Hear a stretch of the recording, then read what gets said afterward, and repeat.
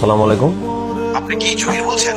জি, আমার নাম জহির। ঠিক আছে জহির মোল্লা, কালকে সকাল 11টা 5 মিনিটে আপনার ইন্টারভিউ এসএস গ্রুপের অফিসে। সত্যি?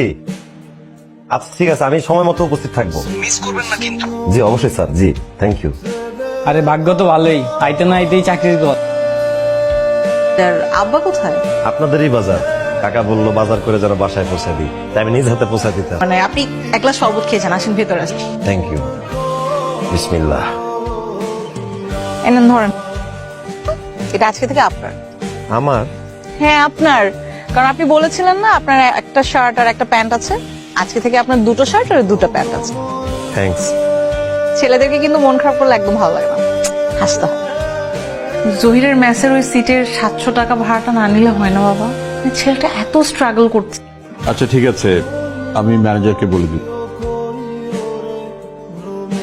কোথায় যাচ্ছ? আজকে পড়বা না? না স্যার, আজকে আমার বন্ধু রোহানের বার্থডে, সে আমাদেরকে দাওয়াত দিয়েছে। সমস্যা নাই, কালকে কি পড়বে? হ্যাঁ, কালকে একটু তাড়াতাড়ি চলে আসেন।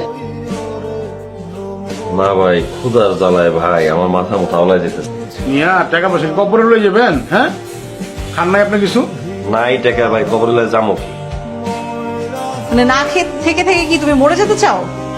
ইতিহাসের পাতায় স্বর্ণাক্ষরে লেখা থাকবে তোমার নাম, যে জহির নামের একটা ছেলে মা বোনের জন্য তার নিজের জীবন দিয়ে দিচ্ছে না খেয়ে। তুমি কি এগুলি মনে করো?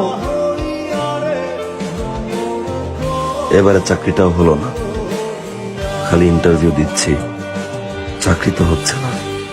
মায়ের অসুখ, বোনের লেখাপড়া, এদিকে আনিকার বিয়ের প্রেশার, কি করব আমি? আচ্ছা আমি এত দুর্ভাগা কেন? কেন?